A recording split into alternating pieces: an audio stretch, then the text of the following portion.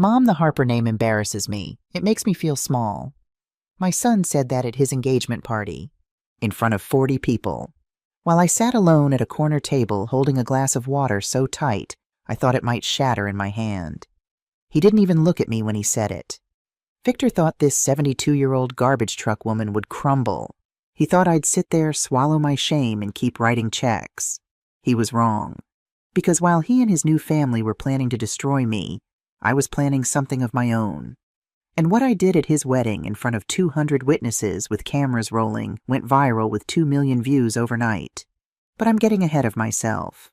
Let me start from the beginning. Let me tell you how one speech brought down a family of criminals and gave me back my dignity. I'm glad to have you here. Follow my story until the end and comment the city you're watching from. And just so you know, this story includes some fictionalized elements used to share meaningful lessons. Any resemblance to real names or settings is purely coincidental. 6 months ago, I thought I knew my son. I thought I understood what mattered to him, what drove him, what he valued. I didn't know anything.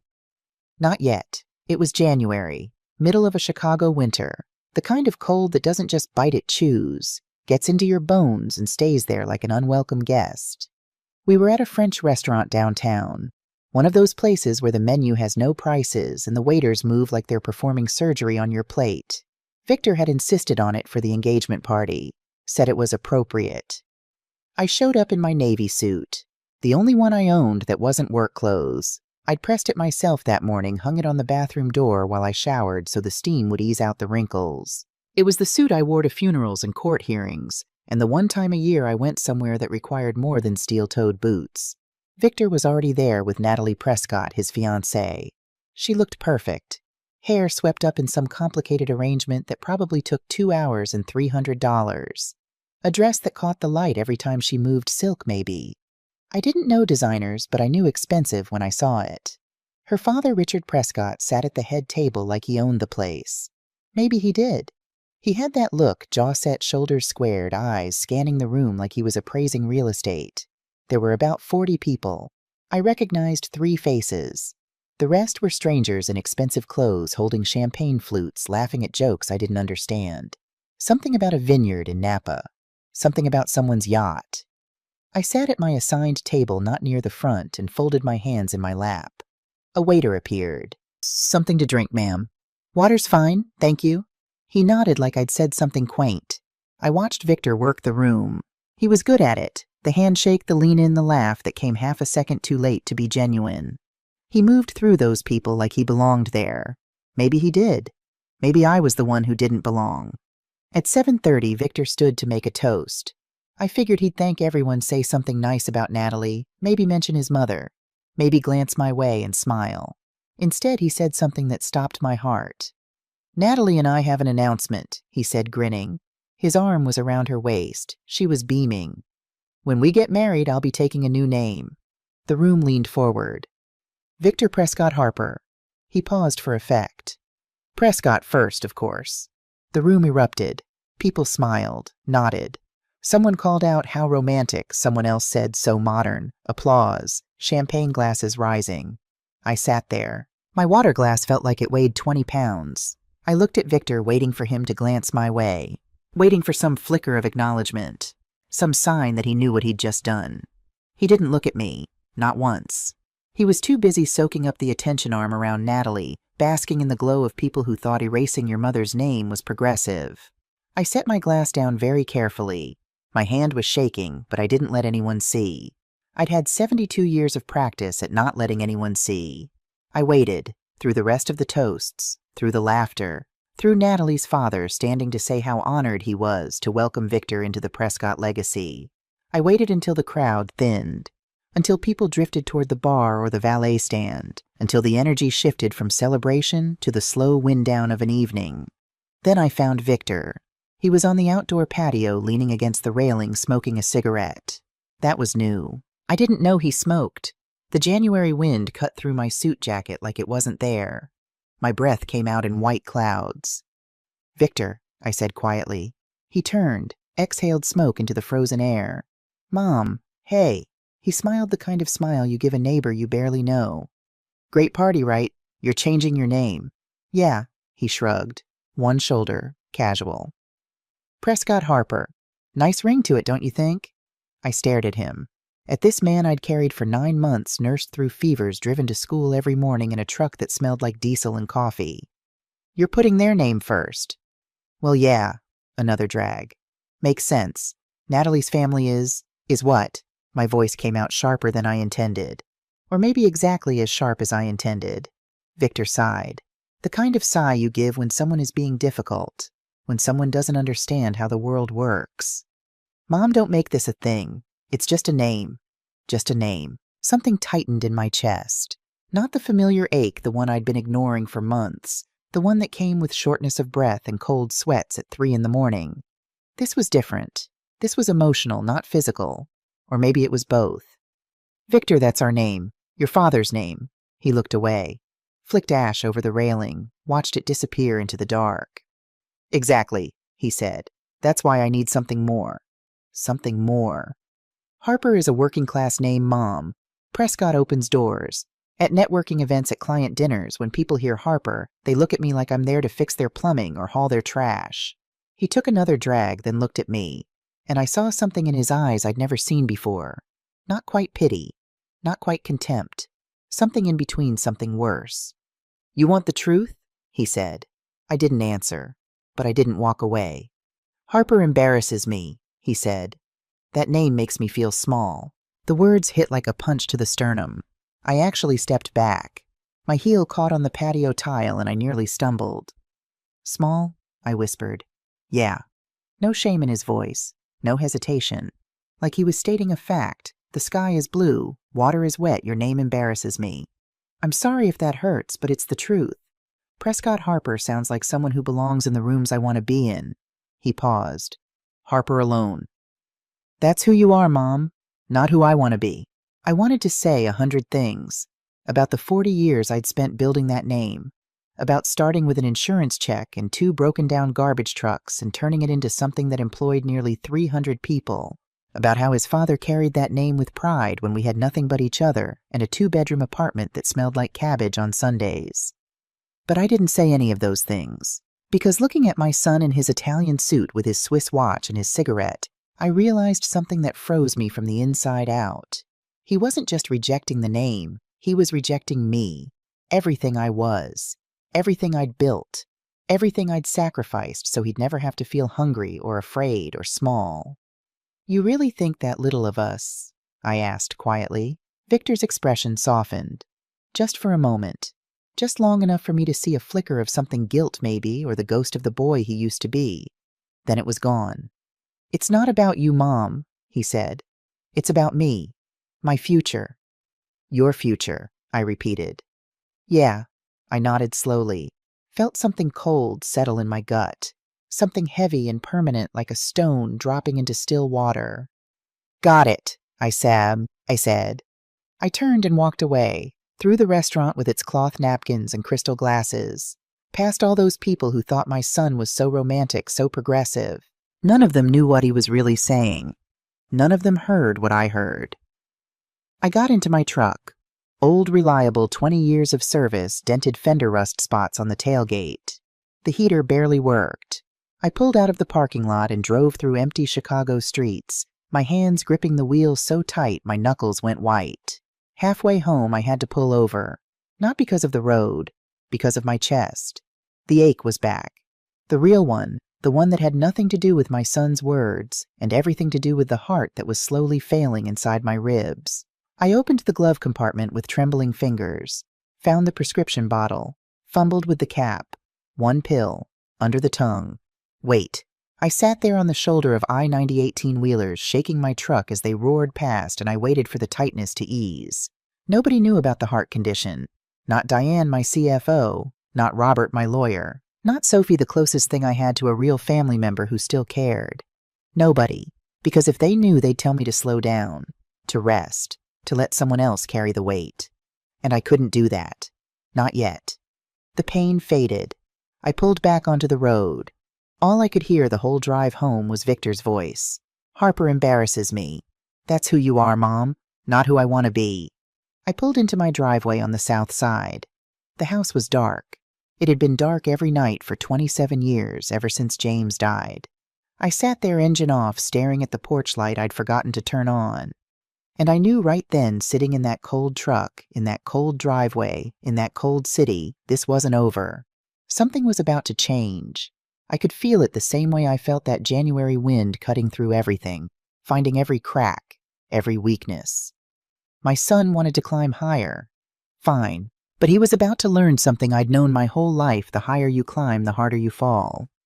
And I'd been catching people and letting them fall for 40 years. You want to know who Alice Harper is? I'm the woman you see at 5 in the morning walking through a parking lot full of garbage trucks. Coffee in one hand, clipboard in the other. I'm the woman in the steel-toed boots at the diner. The one your kids probably laughed at on career day at school. But here's what you don't see. Victor said Harper was a working-class name. He was right, and I'm proud of that. But my son never understood it. He never wanted to. Let me tell you who I really am. Most mornings I'm up before the sun. 5 a.m., sometimes earlier. Not because I have to be, I own the company. I could sleep until noon and let someone else handle the routes and the schedules and the hydraulic failures. I don't, because that's not who I am. That's not who I've ever been. This particular morning, just another Tuesday in Chicago, I pulled into the Harper Waste Management Yard at 5:15. The place was already alive. Trucks warming up their diesel engines, rumbling like sleeping bears stirring awake. Drivers checking routes on clipboards. The smell of fuel and fresh coffee mixing in the cold air. "Morning, boss," called out Martinez. Route supervisor. Been with me 12 years. Solid man.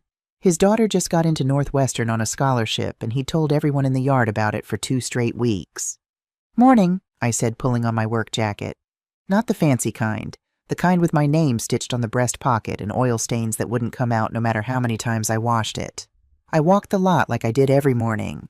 Checked the trucks, made sure the equipment was solid. Asked the guys about their families, their routes, any problems they were seeing. "Ms. Harper," someone yelled. It was Tommy, one of the new drivers. 23 years old, fresh out of trade school, nervous as a cat in a room full of rocking chairs. "Hydraulics acting up on truck 7, he said. I set down my coffee. "Show me." 20 minutes later, my hands were black with grease, and the hydraulic line was running smooth. Tommy stood behind me, watching like I'd just performed surgery. "Boss, you didn't have to." "Yeah, I did," I said, wiping my hands on a rag that was already more grease than fabric. "Can't have you out there with faulty equipment. Not safe." I had to lean against the truck for a second after standing up. My knees protested. My lower back joined the chorus. And there it was again, the tightness in my chest. Brief, like a warning tap. I took a slow breath. Let it pass. Nobody noticed. That's the thing Victor never got. These weren't just employees. These were people who trusted me with their paychecks, their health insurance, their kids' futures. I didn't sit in some downtown high-rise pretending to be above them. I was with them. Grease under my nails and all. By 7, I was at Frank's Diner. Same booth I'd sat in for 20 years. Same red vinyl seats cracked in places. Same view of the South Side Street, the laundromat across the way, the barber shop that had changed owners 3 times, but kept the same striped pole. Frank Moretti saw me walk in. 74 years old, built like a fire hydrant, hands like baseball mitts from decades of working the grill. "Morning, Alice," he called from behind the counter. "Morning, Frank. The usual. 2 eggs over easy. Bacon crispy. Wheat toast. Black coffee. Same breakfast since I was 30. The diner was full of working people. Construction crew in orange vests. Nurses coming off night shift, still in scrubs, eyes heavy. Transit workers in blue. None of them knew I owned a company worth millions. To them, I was just Alice, the woman in work boots who smelled faintly of diesel. That was fine by me. A couple of guys at the next table were complaining about their boss. Some corporate type who'd never done a day of real work but made 6 figures telling everyone else how to do theirs. They glanced at me. Probably figured I was one of them. I was. Just in a different way. Frank brought my coffee, set it down carefully. He always did like the cup deserved respect. "How's Victor?" he asked. Something tightened in my chest, the emotional kind this time. "Getting married soon." "That's good. That's real good." Frank wiped the counter. "Good kid." I didn't correct him, didn't say what I was thinking. Frank didn't push. 20 years of friendship had taught him when to ask and when to leave it alone. After breakfast, I headed to the office. Not some gleaming tower downtown, just a simple 2-story building attached to the yard. Brick Practical paid for in cash 15 years ago. My office was on the second floor, small, with a window overlooking the trucks. I could watch them roll out every morning like soldiers heading to the front line. Diane Walsh knocked on the open door at 8:30. She'd been my CFO for 19 years, sharp as a surgical blade and twice as precise. "Morning," she said, setting a folder on my desk. "Monthly numbers." I opened it. Revenue $31.7 million. Employees 287. Profit margins holding steady. "Looking good," I said. Diane smiled. "You know, most CEOs of $30 million companies don't show up covered in hydraulic fluid." I looked down at my hands. Still had grease under my nails. Probably would for the rest of the day. Most CEOs didn't start by driving the trucks themselves. "True enough." She paused. "When are you going to buy yourself a new truck, Alice? That thing in the parking lot is older than half our employees." I glanced out the window. My pickup sat in the lot. 20 years old. Dented, rusted in spots. The left taillight was held on with duct tape. "Still runs," I said. Diane shook her head, but she was smiling. After 19 years, she understood. It wasn't about money. It wasn't about being cheap. In 2008, during the financial crisis, I'd almost lost everything. Revenue dropped 60% in 4 months. Clients canceled contracts. Banks called in loans. I'd sold my house, the one James and I had bought together, to keep the company alive. Cut my own salary to 0 for 18 months. Ate ramen noodles for dinner so my employees could keep getting their paychecks. We survived. Barely. I kept the old truck to remember. To remind myself that everything I had could disappear tomorrow if I got careless. If I got soft. Victor never knew about 2008. He was in college then, living in a dorm that cost $60,000 a year, eating at restaurants I couldn't afford. I made sure he never felt the squeeze. Never saw how close we came to losing it all. Maybe that was my mistake. Maybe if he'd known what it cost to build this, really known, felt it in his bones the way I did, he wouldn't have thrown it away so easily. 4 months before the wedding, Victor insisted I meet her. "Mom, you're going to love Natalie," he told me over the phone. His voice had that pitch the one salesmen use when they're closing a deal. "She's everything I've been looking for." That should have been my second warning. He picked a steakhouse downtown. White tablecloths, $200 steaks, a wine list thicker than a phone book. The kind of place where they bring you warm bread and act like they're handing you the Holy Grail. I showed up in khakis and a clean button-down shirt. Felt underdressed the moment I walked through the door. The hostess looked at me like I'd wandered in from the wrong neighborhood. Victor and Natalie were already seated. She saw me first. Her face lit up with a smile that was wide and warm and absolutely perfectly practiced. Like she'd rehearsed it in front of a mirror until every muscle knew its place. "Mrs. Harper?" She stood. Air kissed both my cheeks like we were in some European movie. "Victor has told me so much about you." I'll bet he had. Natalie Prescott was 31 years old and beautiful in the way that expensive things are beautiful, polished, maintained, designed to be noticed. Designer dress, jewelry that caught the light every time she moved, hair and makeup like she'd stepped off a magazine cover. But it was her eyes that told me the truth. Sharp, calculating, taking inventory of everything, my clothes, my shoes, my posture, and filing it away for later use. Next to her, Victor looked different, stiffer, like he was performing a role in a play he hadn't fully memorized yet. "Mom," he said, standing to shake my hand. Shake my hand, like I was a business contact. "Thanks for coming." "Wouldn't miss it," I said, sitting down. Natalie launched into conversation immediately. She was good at it the way a chess player is good at openings. Every question designed to extract information while appearing friendly. "Victor tells me you're in sanitation," she said. The way she said sanitation, she might as well have said I cleaned toilets for a living. "Waste management," I corrected. "I own the company." "Oh, of course. Harper Waste Management." That smile again. Perfect teeth, empty eyes. It must have been so difficult starting from nothing. That's so humble. Humble. The word hung in the air like perfume that's a little too strong. The waiter came. Natalie ordered the most expensive steak without glancing at the price. Lobster tail on the side. A glass of wine that cost $40. Victor ordered the same thing she did. Exact same. Steak lobster wine. Like he couldn't make a decision without checking hers first. I got the ribeye and water. So tell me about the business, Natalie said, leaning forward like she genuinely cared. Victor mentioned you still work the routes sometimes. She tilted her head. That must be exhausting at your age. At my age, I was 71, not dead. I like staying involved, I said. Can't manage what you don't understand. How authentic, she said.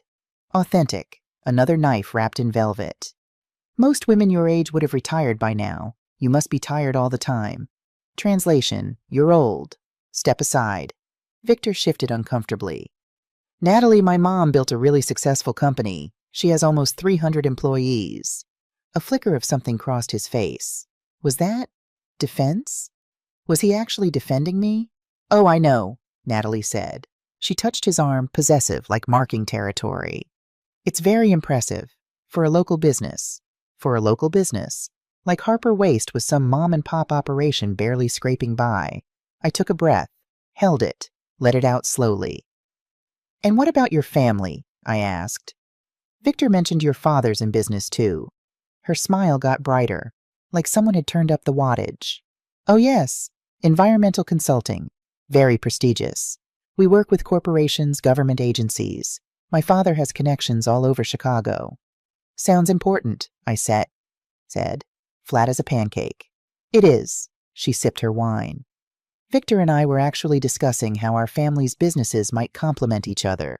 Waste management and environmental consulting, there's real synergy there. Synergy.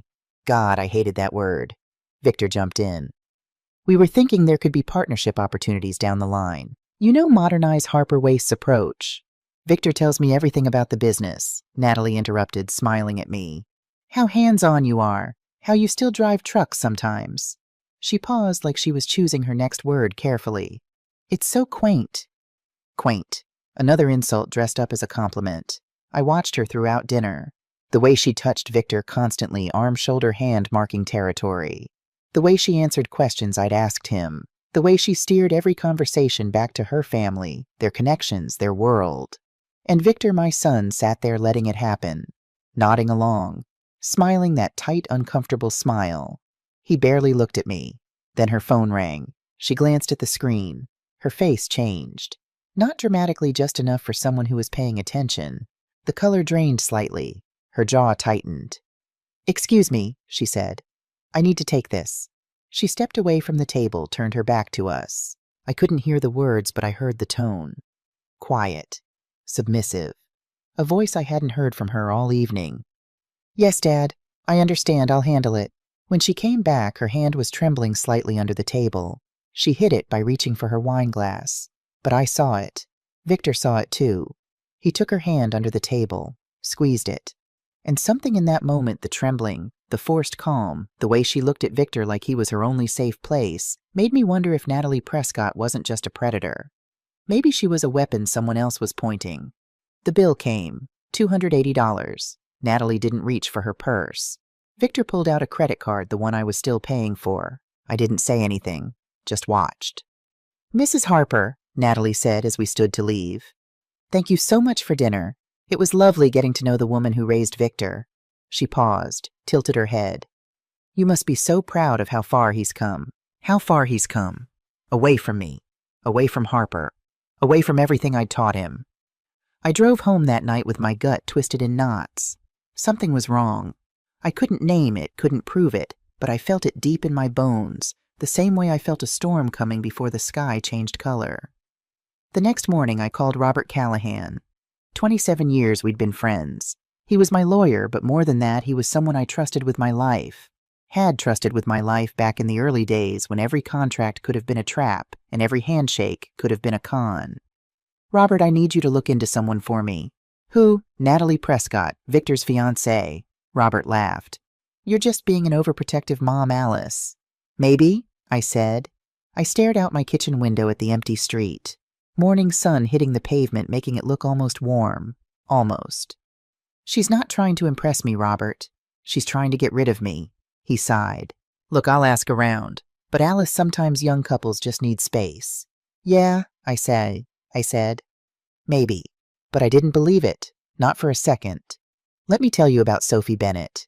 Because while my son was ashamed of me, there was a young woman who saw me differently. And in the end, she would mean more to me than my own blood. Her father, Howard Bennett, worked for me for 8 years. Good man, the kind you build a company around. He showed up early, stayed late, never complained.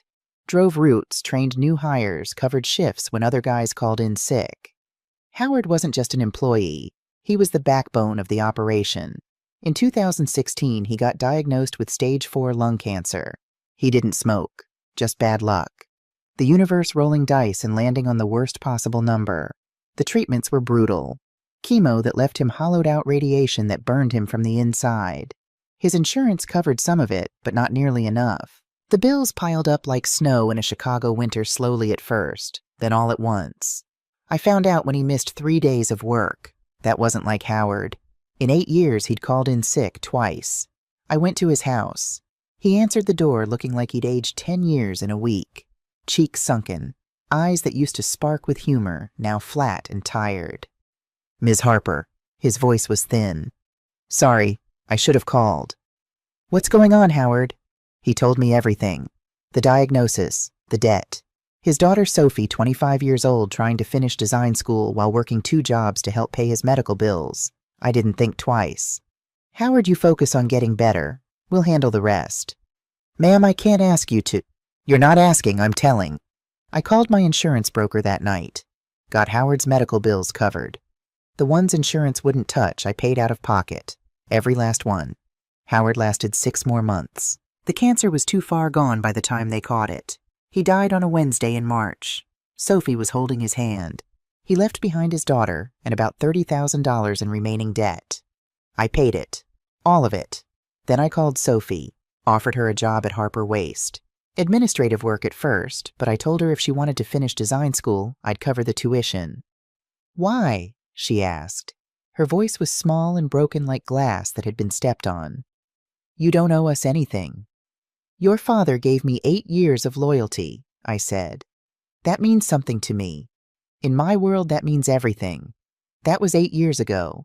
Now Sophie Bennett was 31 and my best operations manager. Sharp, efficient, loyal to the bone. It was a Thursday afternoon in late March when she knocked on my office door. 3 months before the wedding. "Alice got a minute?" "Always." She came in carrying her laptop and a stack of printouts. 8 years with me, and she still dressed practical, simple blouse, dark pants. No designer labels, no pretension. Her father's watch on her wrist.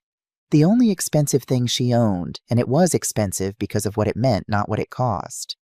"I've been running numbers," she said, pulling up spreadsheets. "If we optimize routes in the northwest sector and shift 2 trucks to early morning pickup, we could increase efficiency by 12%. She turned the laptop toward me. Charts, projections, cost analyses. Revenue impact, $800,000 annually. I studied the numbers. "You shorty, ran it 3 times. The data is solid."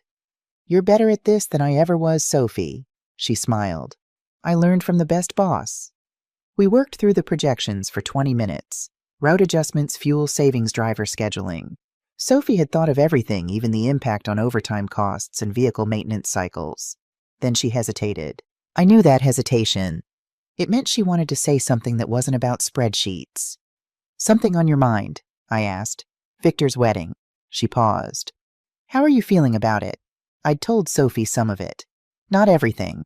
Not about the name change or Natalie's condescension, but enough that she could read between the lines. "Honestly, I'm worried." "About Natalie?" "Something doesn't sit right." Sophie nodded slowly. "Can I be honest, boss?" "Always." She set down her pen, looked at me directly. "From what you've told me, she sounds like she's using him. The way she talks about your family, about the business that's not love, Alice. That's calculation. Maybe I'm just a jealous mother." "You're not jealous," Sophie said firmly. "You're protective. There's a difference, a big one." I looked at her, really looked at her. Sophie Bennett, who'd lost her father at 25, who'd spent 2 years after his death drinking too much, missing classes, almost drowning in grief. I'd pulled her out not by lecturing, not by throwing money at the problem, but by giving her responsibility, by trusting her when she didn't trust herself. She'd told me once over coffee in this same office, "You didn't save me with money, Alice. You saved me by believing I could do something worth doing. And I thought about Victor, who'd had everything handed to him, who'd never struggled, never lost, never had to rebuild from ashes. Victor doesn't know how lucky he is, I said quietly. Sophie's expression softened. People who grow up with everything sometimes can't see what matters. They think success is about the right name, the right address, the right people at your dinner table. She paused. But you taught me different. You showed me that real success is building something that lasts, something that helps people, something that matters when the lights go out and no one's watching. Your father would be proud of you, Sophie. Her eyes got wet. She blinked it back. Professional to the core. I hope so. I know so. Yeah, I did. Sophie lost her father at 25. I lost my husband at 44 when Victor was 8. Maybe that's why we understood each other. We both knew what it felt like to have the ground ripped out from under you. We both knew the value of loyalty because we'd both seen what happened when it was absent. Victor never learned that. He'd never lost anything, never had to fight for anything, never had to choose between groceries and dignity. And now he was throwing away the only name that ever meant anything for a woman who saw him as an investment. Boss, Sophie said, pulling me back. Whatever happens with Victor and Natalie, you know I'm here, right? Whatever you need. I reached across the desk and squeezed her hand. I know. Thank you, Sophie. She squeezed back. And something passed between us, something that didn't need words. Family isn't always blood. Sometimes it's the people who show up when blood walks away. 3 weeks after my conversation with Sophie, mid-April, about 3 months before the wedding, the office was empty. Just Diane and me, the overhead lights humming in the silence. Diane Walsh walked in carrying a folder. Not her usual monthly reports folder. This one was thicker, heavier, and the look on her face told me everything I needed to know before she said a word. She closed the door behind her. That was unusual. Diane never closed the door. Alice, she said quietly. She sat down across from me and placed the folder on the desk between us like it was radioactive. You need to see this. What is it? It's about the Prescotts. My stomach dropped. Tell me. Diane took a breath. In 19 years, I'd seen this woman handle IRS audits, employee lawsuits, and a near bankruptcy without flinching. Whatever was in that folder had shaken her. Prescott Environmental Solutions, she began. The company Richard Prescott runs. It's not what it seems. She pulled out a document. FBI letterhead. My eyes went straight to the highlighted sections. They've been under federal investigation for 8 months. Started last August. For what? Diane's voice dropped lower. Illegal waste brokering, permit fraud, money laundering, hazardous waste trafficking. She looked at me. Alice, they're not environmental consultants. They're criminals hiding behind a legitimate-looking front. I stared at the document. FBI seal at the top. Richard Prescott's name highlighted in yellow. Richard Prescott is facing 15 to 25 years in federal prison, Diane continued, if convicted. The room felt smaller. The humming lights felt louder. And Natalie? I asked quietly. Diane pulled out another set of papers. Credit reports, bank statements. Personal debt of $94,000. Credit cards maxed out. Personal loans. That Mercedes she drives 3 payments behind. That engagement ring Victor gave her, she picked it out herself and sent him the link. She paused. And this isn't her first time, Alice. What do you mean, 2 other relationships in the past 5 years? Both with men from wealthy families. Both ended when the men figured out what she was doing. Professional gold digger. The words formed in my mind before I could stop them. But there's more, Diane said. And she pulled out something I hadn't expected, a court filing from 2017. When Natalie was 22, she filed for a protective order against her father. I looked up. Richard. She withdrew it 3 days later. No explanation. Diane leaned forward. Alice, I think she's both. She's doing terrible things, but she might be doing them because she's terrified of her father. I sat with that for a moment. It didn't change what was happening. Didn't make it okay. But it added a layer I hadn't expected. Show me the rest, I said. Diane opened the next section. Emails, printed exchanges between Natalie and Richard, between Natalie and Victor. They're planning a merger, Diane said. Prescott Environmental with Harper Waste. The paperwork is already drafted. Once Victor marries into the family, they'll push for it. Make it seem natural, two family businesses coming together. And when the FBI comes knocking, Diane's expression darkened. All the liability transfers to Harper Waste. The criminal charges the fines, everything. We'll be the ones holding the bag. They're framing us. Worse, they're planning to claim you knew about it, that you were complicit. Richard and Natalie walk away clean, claiming they were deceived. You and Victor go to prison. Victor, the word came out hollow. Diane hesitated. Then she pulled out the last set of documents, the ones that would break me. Alice, her voice was barely above a whisper. Victor knows. What? He's part of it. She slid the papers across the desk. Emails from Victor's account, sent to Natalie. The first one dated 3 weeks ago. Mom will never suspect anything. She trusts me. When we're married, we can move forward with the merger. She'll sign whatever I put in front of her. My hands started shaking. Not the heart kind of shaking, the kind that comes when the earth opens beneath your feet. Another email 2 months earlier. My mom is stubborn, but I know how to handle her. I'm the only man in her life since Dad died. She won't deny me anything. I read that line 3 times. I'm the only man in her life since Dad died. She won't deny me anything. He wasn't just complicit. He was a co-conspirator, using my love for him as a weapon, using my grief over James, using everything I'd ever given him to destroy me. There's more, Diane said softly. In another email, Victor talks about selling Harper Waste after the merger goes through. $400 million. Split between him, Natalie, and Richard. You get nothing or you're in prison, so it doesn't matter. I couldn't move, couldn't speak. My son, my only child. The boy I'd raised alone for 27 years. The boy I'd starved myself to put through school. He was planning to destroy me. The tightness in my chest came back. Hard. I reached into my desk drawer, the one with the prescription bottle I kept hidden, and took a pill. Diane saw. Alice, her voice changed, sharpened with concern.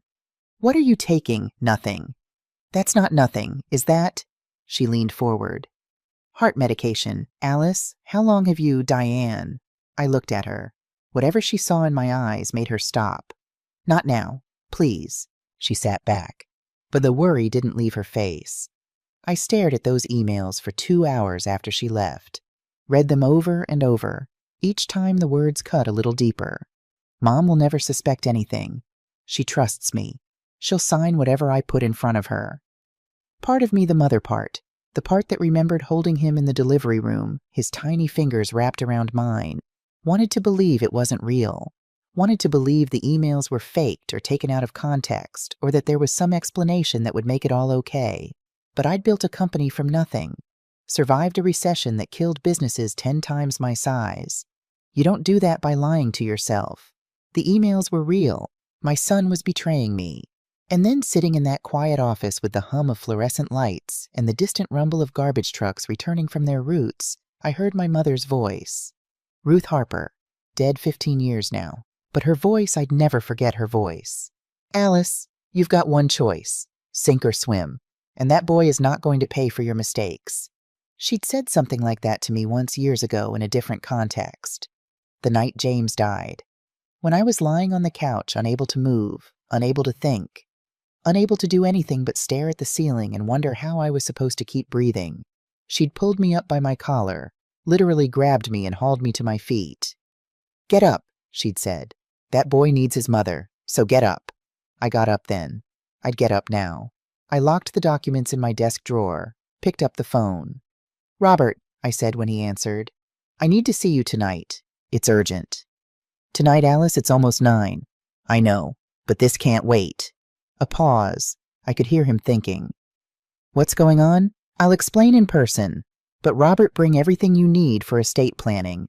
Trusts, inheritance clauses, protection clauses. I took a breath. And bring paperwork for legal adoption. Dead silence. Adoption, Alice, what? Insurance, Robert. I said, I'm buying insurance. Before I tell you what happened next, I need to take you back. Because Victor didn't understand what he was throwing away. He never did. So let me show you what my son could never be bothered to see. I was born in 1953 on the south side of Chicago. Let me tell you about that because you need to understand what Victor was rejecting when he said the Harper name disgusted him. My father, Frank Harper, not Frank Moretti from the diner, a different Frank, drove a garbage truck for the city for 40 years. 40 years of 5 a.m. starts of Chicago winters that froze the hydraulics, and Chicago summers that turned the truck cab into an oven. My mother, Ruth, cleaned houses for families in the suburbs. Families who had swimming pools and two-car garages while we lived in a two-bedroom apartment that smelled like the cabbage she boiled every Sunday. We were poor, but we had something Victor never understood. Self-respect. Dad would come home every evening, grease under his fingernails, back aching so bad he'd lean against the doorframe for a full minute before coming inside. He'd wash up, scrubbing his hands with that gritty orange soap until the black was almost gone, sit down at our small kitchen table, and eat dinner with us like a king. Never complained. Never apologized for what he did. Never once, not in 40 years, looked at his hands and felt shame. Honest work is honest work, he told me once when I was 12 and crying because a girl at school had called me a garbage kid. He knelt down, put his hands, those big, rough, permanently stained hands, on my shoulders. Alice, the people who look down on what we do, they couldn't last one day doing it. Not one day. Remember that. I remembered. I met James Harper in 1974. He was a nurse at County General Hospital. Night shift mostly. Gunshot wounds and car accidents and overdoses, the ugly side of Chicago that the tourists never saw. I was 21 working sanitation like my father, following his roots, learning the business from the ground up. Most men wouldn't have looked at me twice. A woman driving a garbage truck in 1974, you can imagine the comments, the looks, the things men said when they thought I couldn't hear. But James saw past the uniform, past the grease, past all of it. We met at a diner, not Frank Moretti's place. This was a different one, long gone now. I was sitting at the counter after a double shift, so tired I could barely hold my coffee cup. He sat down next to me, still in his scrubs, and ordered pie. "Rough night?" he asked. "Rough life," I said. He laughed. And that laugh, warm and real and completely without judgment, that's what got me. We got married that same year. Small church on the south side. Her dress was borrowed from her sister. My suit was rented. 20 people. No fancy reception, just cake and coffee in the church basement. Someone's aunt brought a casserole. It was perfect. Victor was born in 1989. Late in life for us, I was 36, James was 38. We'd given up on having kids. Then surprise, I held him in the delivery room, this tiny screaming thing with his father's chin and my stubborn forehead, and I made myself a promise. He would have a better life than mine. He would never know what it felt like to be hungry, never know what it felt like to wear shoes with holes and pretend it didn't matter. That promise, I kept it. Maybe too well. James died in 1997. Car accident. Night shift at the hospital.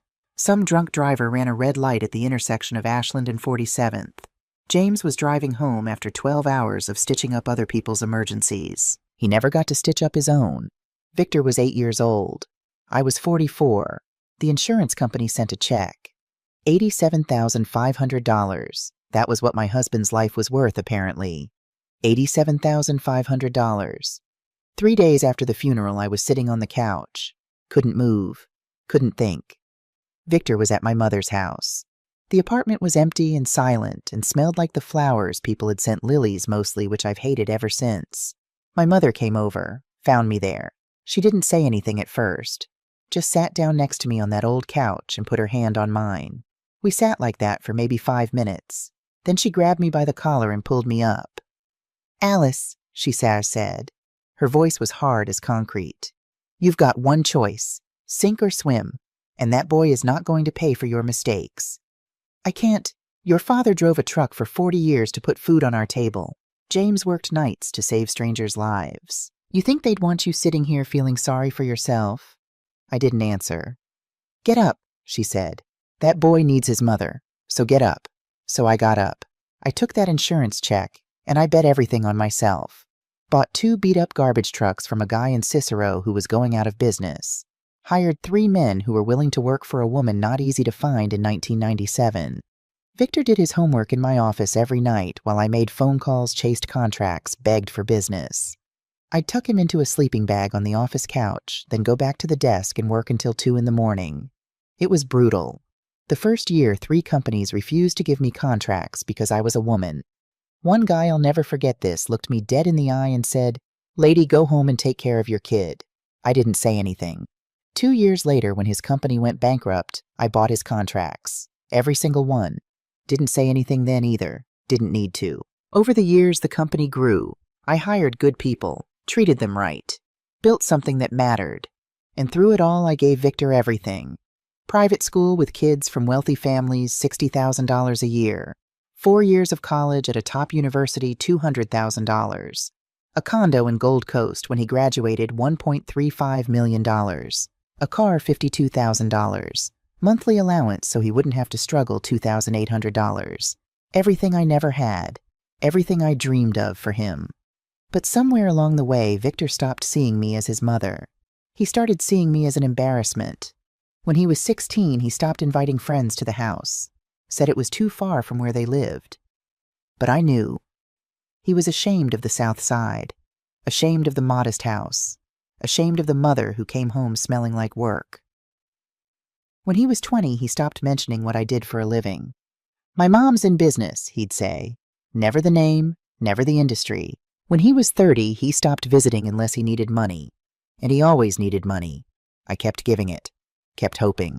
Kept telling myself it was a phase that he'd come around, that someday he'd see. He never did. The night I read those emails, I didn't sleep. I sat in my office until 9 o'clock, staring at the evidence Diane had gathered, reading my son's words over and over like a prisoner reading her sentence. Then I picked up the phone. "Robert," I said, "I need you to come to the office, tonight." "Alice, I know what time it is. How fast can you get here?" A pause. Robert Callahan had known me for 27 years. He knew the difference between Alice who needs advice and Alice who's already made up her mind. 30 minutes, he said. "Good. Bring everything you need for estate planning, trusts, inheritance clauses, protection clauses, and bring the adoption forms. I'll have coffee ready." At 9:40, headlights swept across the parking lot. Robert's black sedan pulled up next to my truck. He climbed out carrying a leather briefcase, moving fast for 69. Silver hair, reading glasses pushed up on his forehead, the kind of face that looked like it had been carved by years of argument and negotiation. "All right, Alice."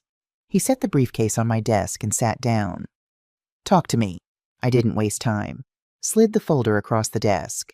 Robert read for 20 minutes in silence. FBI documents. Financial records. The emails, especially the emails. Victor's words in black and white, plotting to destroy his own mother. Pages turning. Robert's occasional sharp intake of breath. His pen tapping against the legal pad where he was already taking notes. Finally, he looked up. His expression had changed. The easygoing friend was gone. This was Robert, the lawyer. "Alice, this is prosecutable. Federal crimes." "I know. The FBI will want this evidence." "I know that too. So why am I looking at it instead of federal agents?" "Because I want something else first." I met his eyes. "I want him to learn a lesson, Robert. A real one. The kind he can't run from. The kind that sticks." Robert pulled out his legal pad. "What are you thinking?" "My will. I want to change it. And I want to make sure Victor can never touch Harper Waste." "Go on." "He's changing his name at the wedding. Victor Prescott Harper. Putting their name first." I paused. "If he does that, I want him to lose everything." Robert nodded. Started writing. "A conditional inheritance clause. You have every legal right to set terms for your estate. Can we make it automatic? No appeals. No way around it. We can make it ironclad." He looked up. "But I want to do something the original will didn't have. I want you to get a psychiatric evaluation." "Excuse me." "Independent assessment. Proves you were of completely sound mind when you signed. Makes it virtually impossible for anyone to contest later by claiming you were confused or coerced or senile." I wasn't going to say that. But Victor's lawyers would. Robert held my gaze. "Yes, they would." "Fine. Schedule the evaluation. Whatever it takes to make this bulletproof." We spent the next hour drafting the language. Robert knew estate law the way I knew garbage routes, every turn, every obstacle, every shortcut. The core clause was simple and devastating. Any direct descendant who legally changes, replaces, or subordinates the Harper surname shall automatically and irrevocably forfeit all inheritance rights to the estate business assets and financial holdings. "That's airtight," Robert said. "But what happens to Harper Waste when Victor's out?" "Sophie Bennett, my operations manager." Robert raised an eyebrow. You're sure? Her father worked for me 8 years. When he died, I helped Sophie through school. Gave her a chance when she had nothing.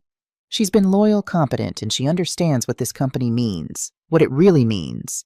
You trust her more than your own son. That wouldn't be hard at this point.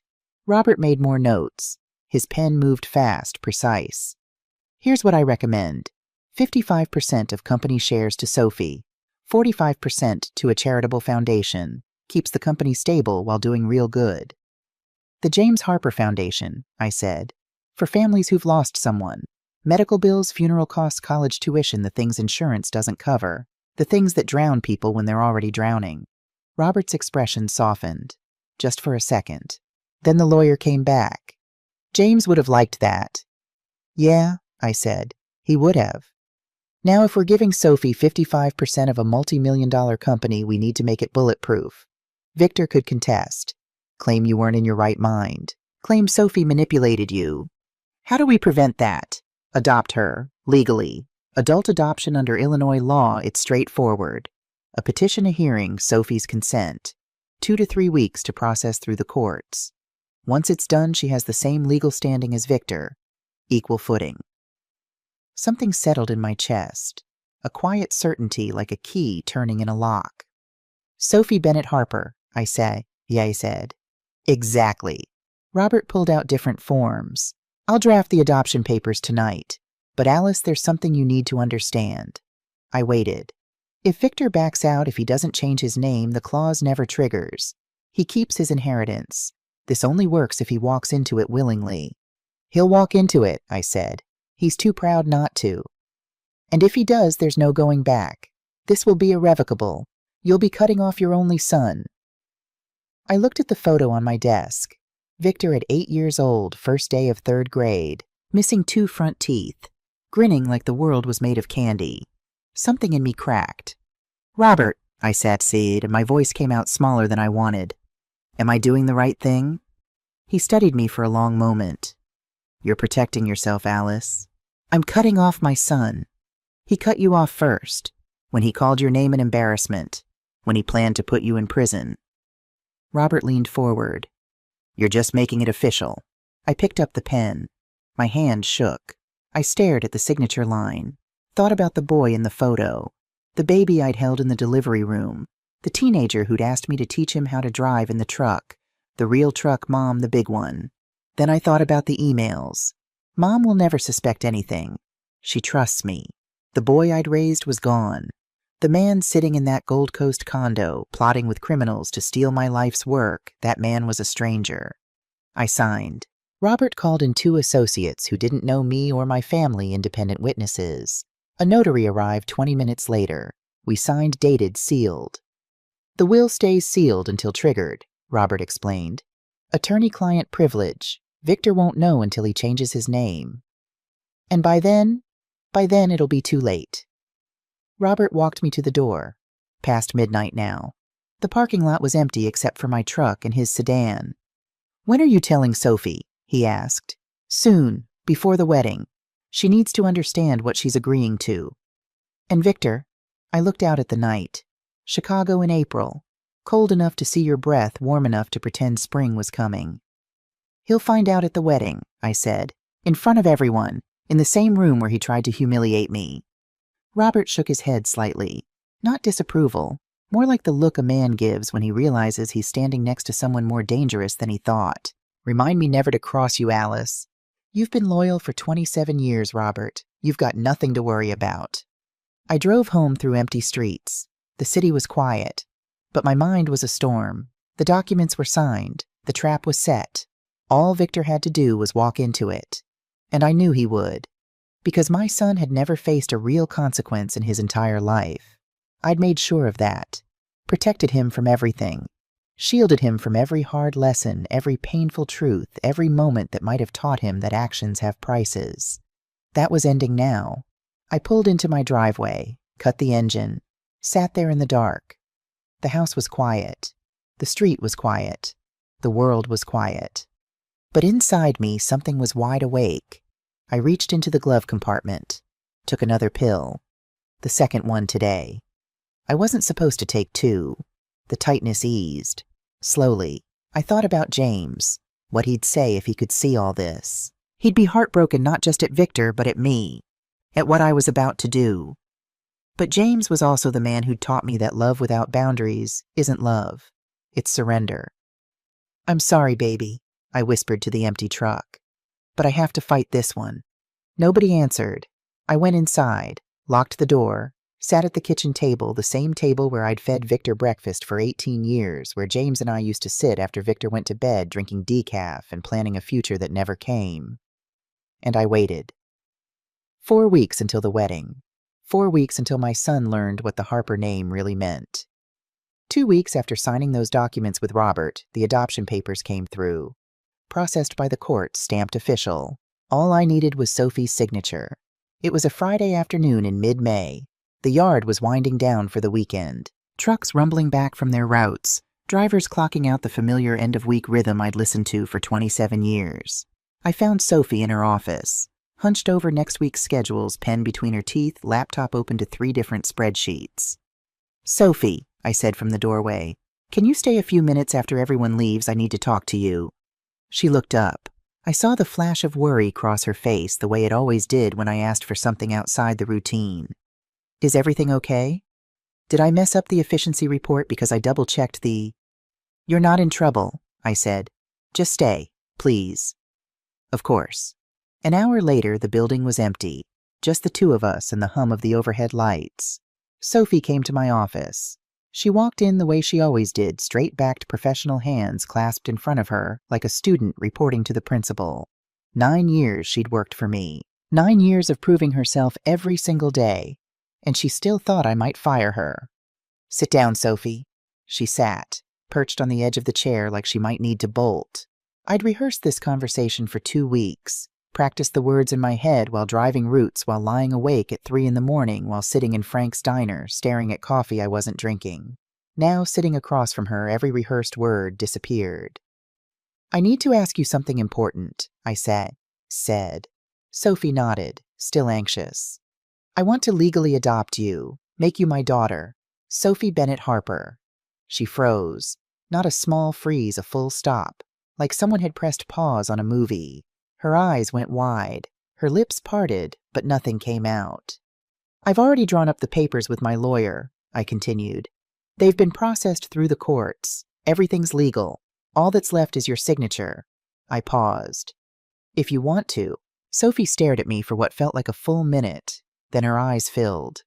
"Alice, I don't deserve this." "Don't deserve it." I leaned forward. "Sophie, you've earned this, every day for 9 years. But Victor," her voice cracked on his name. "He's your son, your real son." Something shifted in my chest, that word real. "Victor made his choice," I said. "He doesn't want the Harper name. You do." "I don't understand. Why me? Why—" "Your father, Howard, was one of the best men I ever knew. When he got sick, I didn't help because I was generous. I helped because that's what family does." I held her gaze. "And when he died, I hired you for the same reason. Not charity. Family." Sophie wiped her eyes with the back of her hand, professional to the core even when she was breaking apart. "You gave me a chance when no one else would," she whispered. "And you proved yourself 100 times over. I'd be a fool not to see that." She looked down at her hands. Her father's watch caught the light. Can I have one night to think about it?" "Of course." She came back the next morning. I was at my desk pretending to read a report. I'd been staring at the same paragraph for 20 minutes. Sophie walked in. No hesitation this time. She stood in front of my desk, shoulders squared, chin up. "I want to be a Harper," she said. "I want to carry that name." Something loosened in my chest. Something that had been coiled tight since January, since that engagement party, since my son looked through me like I was glass. "Then let's make it official." I pulled out the papers Robert had prepared, set them on the desk between us. Sophie read through them slowly, carefully. Her hands trembled as she turned the pages. When she reached the signature line, she looked at me. "You're sure?" "I've never been more sure of anything." She signed. Her handwriting was neat, precise, like everything she did. Sophie Bennett. Soon to be Sophie Bennett Harper. I signed below her name. Dated it. It was done. Sophie stood. came around the desk, and before I could react, she hugged me. Not a polite hug, not the kind you give a boss or a colleague. A real hug, tight and desperate, and full of everything words couldn't carry. I hugged her back, held on longer than I expected to, longer than I planned. "If we're doing this," I said when she finally pulled away, "you should probably stop calling me boss." Sophie laughed through her tears. A real laugh, messy and wet and beautiful. "What should I call you?" I thought about Victor, about all the times he'd called me Mom before he started pretending I didn't exist, before he decided I wasn't worth introducing to his friends. "Call me Mom," I said quietly. Her face crumpled. "Mom?" she whispered, testing the word, feeling its weight. "Yeah," I said. My own voice was rough. "That's right." She hugged me again. I gained a daughter that day, a real one, someone who understood what the Harper name actually meant. And in 6 weeks at a wedding I was paying for, I'd make sure everyone else understood it too. 1 month before the wedding, Frank's Diner, I gave Victor one final opportunity to prove me wrong. One last chance to show me the boy I'd raised was still in there somewhere. He failed. I chose Frank's Diner on purpose. The place where I'd eaten breakfast for 20 years. Where Victor used to sit across from me as a kid drawing on paper napkins with crayons while I drank coffee and read the morning paper. I thought maybe the place itself would remind him, would pull something out of him, some memory, some feeling that Natalie and her father hadn't managed to kill yet. I arrived at noon, ordered coffee, waited. Victor showed up 20 minutes late. "Sorry, Mom." He slid into the booth. No explanation. Just sorry, like the word was a skeleton key that opened every lock. He was wearing a suit that probably cost $3,000. Italian cut, perfectly tailored. He looked at the diner, at the cracked vinyl seats, the laminated menus, the coffee stains on the Formica table, like he was slumming it. Frank came over with menus. "Your boy?" Frank asked me, though he already knew. "Yeah." Frank handed Victor a menu. "What can I get you to drink, son?" "Nah." Victor barely glanced at him. "Water's fine." Frank's expression didn't change, but I saw the tightening around his eyes. 20 years of serving working people had given Frank a radar for disrespect. "How are the wedding plans?" I asked. "Good. Expensive." Victor checked his phone, scrolled, put it down, picked it up again. "But Natalie wants everything perfect." "I'm happy to help with costs." "You are helping." A pause. "Thanks." Flat, like thanking a vending machine. We ordered. Victor got a salad, kept checking his phone every few minutes, smiling at texts he didn't share. Then he leaned back, put on his reasonable son face. "Actually, Mom, there's something I wanted to talk to you about." "What's that?" "Your retirement." I took a sip of coffee. Steady hand, steady voice. "I'm not retiring." "I know, but maybe you should think about it. You're 72. You've worked so hard your whole life. Don't you want to enjoy yourself?" "I enjoy my work." "But Mom," that tone patient, condescending, like explaining something to a child. "You can't do this forever. The body breaks down. Wouldn't it be nice to travel, relax, let someone younger take the wheel? Someone like you." "Well, yeah." He leaned forward, eyes bright, rehearsed. "I'm your son. I could restructure things, bring in new partnerships. Natalie's family could really help us grow. They've got connections in environmental consulting, real expertise." There it was, the pitch. "What kind of connections?" I asked. "People who understand the industry. Natalie's father has worked with major corporations, government agencies. He could introduce us to clients we'd never reach otherwise." His phone rang. Natalie's name lit up the screen. "Sorry, 1 second." He walked outside. I watched through the window. Victor pacing on the sidewalk, one hand gesturing animated alive in a way he never was when talking to me. Frank refilled my coffee, set the pot down, looked through the window at Victor, then back at me. "That your boy?" he said again. Different this time. Softer. "Yeah." Frank didn't say anything else. Didn't need to. Victor came back. "Sorry. Wedding stuff." "Victor," I said. "What happens to the Harper name?" He blinked. "What do you mean?" "The company. It's called Harper Waste Management. Would you keep that?" He hesitated.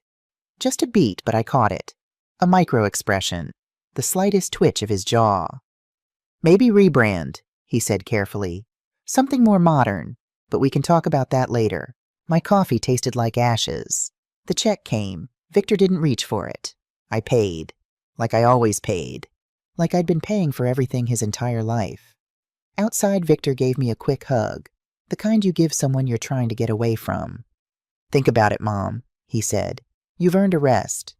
"I'll think about it," he smiled. "I knew you'd come around. Love you, Mom."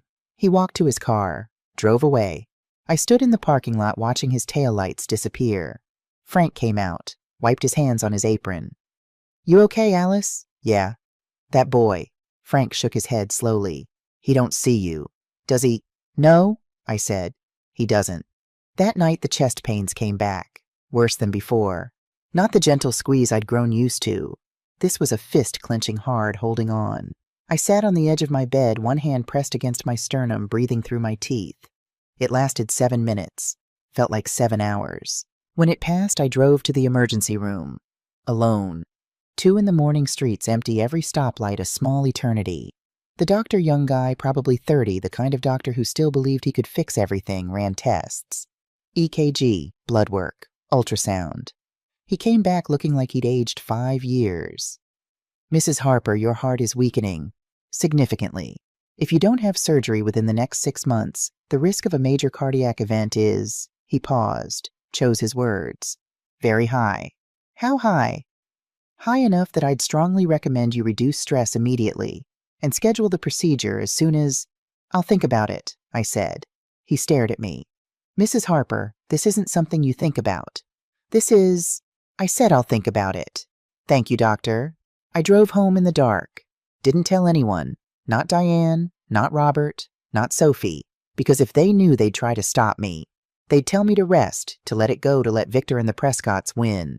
And I couldn't do that. Not with 4 weeks left. 4 weeks until the wedding. 4 weeks until my son learned the truth. If my heart was Saturday. Early July, hottest day of the summer. The kind of Chicago heat that rises off the pavement in waves, makes the air shimmer, turns the city into a slow-cooking oven. I arrived at the hotel at 4 o'clock. Downtown Chicago. Crystal chandeliers in the lobby. 200 guests. Valet parking. A red carpet at the entrance. An actual red carpet like this was the Oscars instead of a wedding. I wore a new suit. Bought it specifically for today. Dark blue, well-fitted, nothing flashy. I'd had my hair done that morning at the salon on 53rd Street, where I'd been going for 30 years. I still felt out of place walking through those marble corridors. Celeste Beaumont, the wedding planner, intercepted me. Clipboard in one hand, earpiece in the other, moving with the controlled urgency of an air traffic controller. "Mrs. Harper, you're at—" She checked her chart. "Table 14. Table 14. "Not the head table?" I asked, though I already knew the answer. Her smile was professional, practiced, and completely empty. "Oh, that's reserved for the bride's immediate family and the couple's inner circle." Table 14 was in the back corner of the ballroom, behind a decorative pillar, the kind of placement that said everything about where I ranked in my son's world. My table-mates' distant relatives Victor barely knew, and a couple of high school friends he hadn't spoken to in 15 years. At the head table, raised on a platform center of the room, draped in white flowers, there was an empty chair. The father of the groom's chair. The mother of the groom's chair. My chair. Empty.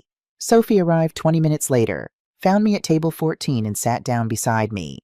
"Mom," the words still sounded new, precious. "This isn't right." "It's fine," I said. "Let them have their moment." Until when, I checked my watch. Soon. The ceremony was beautiful. I'll give them that. 5:30. Ballroom transformed. White flowers cascading from every surface. Candles flickering. A string quartet playing something classical, Pachelbel maybe. The kind of music that's designed to make you feel things whether you want to or not. Victor stood at the altar in a custom tuxedo. $5,000 easy. He looked handsome. He looked like his father. That's what hurt the most. Natalie walked down the aisle in a dress that cost $15,000. I knew because I'd seen the invoice. Paid for it, too. Along with the flowers, the catering, the venue, the photographer, the string quartet, and the red carpet nobody needed. They exchanged vows, rings, kissed. 200 people applauded. I sat at table 14 behind the pillar and watched my son marry a woman who was helping her father plan to put me in prison. Sophie squeezed my hand once. I squeezed back. The reception began at 6:30. French cuisine, 3 courses, wine pairings. I barely touched my food. I watched the head table. Victor and Natalie at the center glowing, orbiting each other. Richard Prescott to Natalie's right, silver hair, expensive suit, the kind of calm that comes from knowing you've rigged the game. Natalie's mother, Eleanor, sat at the far end. I watched Eleanor. She hadn't smiled once all evening. Hadn't spoken to anyone. Her hands stayed in her lap, motionless, like a woman sitting in a waiting room for news she already knew was bad.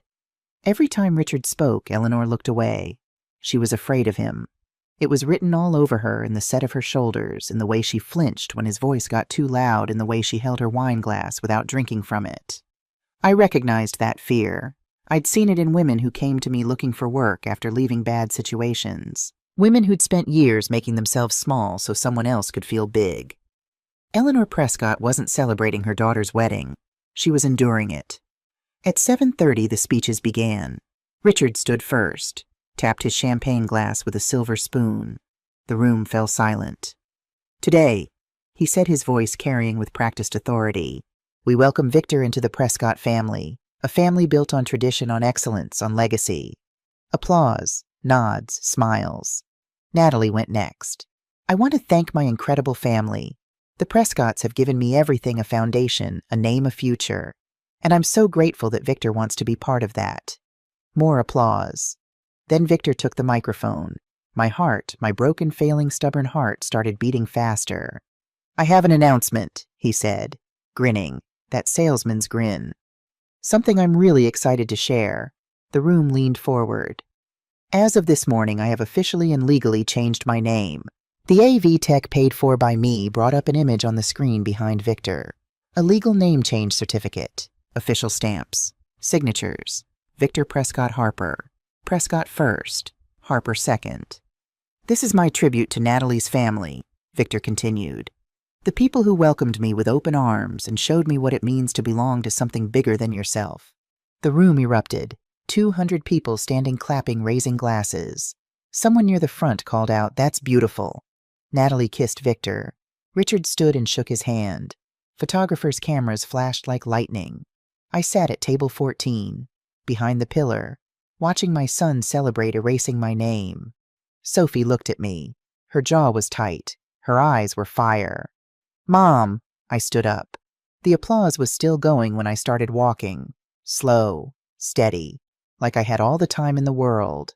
The first person to notice was one of Victor's old friends at my table. He nudged the person next to him. Then someone else turned. Then another. Conversations died. Heads swiveled. The applause faltered. Then stopped. 200 people watching a 72-year-old woman in a blue suit walk from the back corner of a ballroom toward the front. Something about the way I moved, unhurried, deliberate, inevitable, made them go quiet. Victor saw me. His face went white. "What?" he started. Natalie grabbed his arm, fingernails digging in. "What is she doing?" Richard Prescott half rose from his chair. His eyes narrowed, calculating, wondering if he could stop what was already in motion. Too late. I reached the front, picked up the microphone from the DJ stand. The screen behind me still showed Victor's name change certificate. I turned to face the crowd. 200 faces, 200 phones already rising. "Good evening, everyone." My voice was steady. Steady as the trucks that rolled out of my yard every morning at 5 a.m. Steady as the woman who'd built an empire from an insurance check and 2 broken-down garbage trucks. "I'm Alice Harper, mother of the groom. Thank you all for coming to celebrate my son's wedding." I paused. "The wedding I paid for." Uncomfortable silence. A few nervous laughs. Someone coughed. "Now, Victor just made a very important announcement about his name, and I think it's only fair that I make one too." Victor's face wasn't just white anymore. It was gray. "Mom," he started. I held up one hand. He fell silent. "You see," I continued, "there are some things about the Prescott family that I think everyone here should know." I let the words land, watched them ripple through the room like a stone dropped in still water. Prescott Environmental Solutions, the company Richard Prescott runs, is currently under FBI investigation for environmental crimes. Gasps, whispers, heads turning toward Richard. Richard shot to his feet. This is outrageous. Sit down, Richard. Something in my voice, something cold and final and absolutely certain, made him freeze. He sat. Richard Prescott is facing federal charges: illegal hazardous waste trafficking, permit fraud, money laundering, racketeering. I let each word hit separately like nails being driven. The FBI has been investigating for 8 months. He's looking at 15 to 25 years in federal prison. The room erupted, voices overlapping. Richard trying to push toward the exit, but guests were blocking the aisles. Phones out, recording. And Natalie, I looked at my son's bride. $94,000 in personal debt. Credit cards maxed, personal loans defaulted. That Mercedes in the parking lot 3 payments behind. That dress she's wearing financed over 18 months. Natalie's face contorted. You have no right. They had a plan, I said, talking over her. Marry my son, merge their failing criminal enterprise with my company, and when the FBI came knocking, they'd pin their crimes on me. On us. On Harper. I nodded to the AV tech, the same AV tech I'd paid and tipped generously that morning. He connected my laptop to the projector. Victor's emails filled the screen. Mom will never suspect anything. She trusts me. She'll sign whatever I put in front of her. The room exploded. Oh my God. Are you seeing this? Is someone recording? Phones everywhere, pointed at me, at the screen, at Victor's gray face. I want you all to know something, I said. 6 months ago, I changed my will. The room went quiet again. The sudden kind of quiet, the kind that comes before a verdict. Any descendant who changes or subordinates the Harper name automatically forfeits all inheritance rights. Irrevocable, non-negotiable. I looked at my son. Victor just triggered that clause. He gets nothing. Mom! Victor lunged forward. 2 hotel security guards, the ones I'd hired and briefed that morning, stepped in. Held him back. Professional. Firm. Not rough, but not gentle either. Sophie, I said. Come here, sweetheart. Sophie stood from table 14, walked to the front. Every eye in the ballroom tracked her, this woman they'd never seen before, in her simple dress, her father's watch on her wrist, walking through 200 strangers like she'd been doing it her whole life. She reached me. I put my arm around her shoulders. This is Sophie Bennett Harper, my legally adopted daughter. She will inherit 55% of Harper Waste Management. Sophie stood beside me, head high, back straight. She earned the Harper name, I said. She didn't run from it. The remaining 45% goes to the James Harper Foundation, a charity named after my late husband, Victor's father, the man who would be heartbroken to see what his son has become. I looked at Victor, really looked at him. Victor, you said Harper was a working-class name. You were right. It is. I paused. And you were never strong enough to carry it. The room detonated. Natalie spun on Victor, screaming, You said she'd never find out. You promised me. Shut up, Natalie. Don't you tell me to shut up. This is your fault. Richard was trying to leave. Guests blocked him, not on purpose, just the natural chaos of 200 people all trying to see what was happening at once. Phones recording everything. Someone was live streaming. And in the middle of it all, I saw Eleanor Prescott. She was still sitting at the head table, motionless while everything around her collapsed into chaos. She wasn't screaming, wasn't crying, wasn't trying to escape. She was looking at me, and she nodded. Small, almost invisible. The kind of nod you'd miss if you weren't watching for it. But I was watching, and I saw it, and I understood. I handed the microphone back to the DJ. Thank you, I said. Enjoy your evening. I took Sophie's hand. Let's go, sweetheart. We're done here. We walked through the crowd. People parted like water. Some faces showed shock. Some showed disgust, but not at me. At Victor. At the Prescotts. A woman from Natalie's side said loud enough for half the room to hear, I always knew that family was rotten. Behind us, Victor was shouting, Mom, you can't do this to me. I didn't look back. We reached the ballroom doors, stepped through. The heavy doors swung shut behind us, muffling the chaos to a dull roar. The hotel corridor was cool and quiet. Our heels clicked on the marble floor. Sophie looked at me. Her eyes were wet, but her voice was steady. Are you okay? I thought about it. Really thought about it.